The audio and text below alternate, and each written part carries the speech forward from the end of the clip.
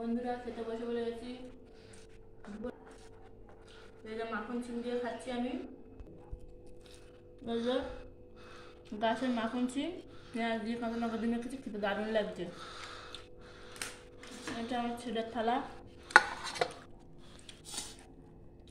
এখানে মাখন সিম মাখাটা রাত্রের জন্য রেখেছি, ভালো লাগছে খেতে, একদম পুরো ন্যাচারাল।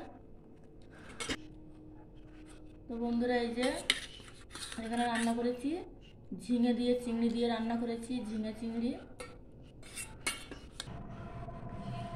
এটা রান্না করেছি। আর এখানে করেছি সেই গাছে যে মান কচু তুলেছিলাম তার গোড়াটা ছিল, সেই গোড়াটা তুলেছি, ওটা দিয়ে সর্ষে দিয়ে পোস্ত দিয়ে এটা নিরামিষ করেছি। কচু দিয়ে কিন্তু সর্ষে দিয়ে খেতে খুব ভালো লাগে, তো দারুণ লেগেছে খেতে। আমি একটু টেস্ট করেছিলাম। আজকে দুপুরে এই 3টা আইটেমই করেছি। আমি খেয়ে নিই, আমার ছেলে পরে খাবে। আমার মাখন চুপটা খেতে খুব ভালো লাগে।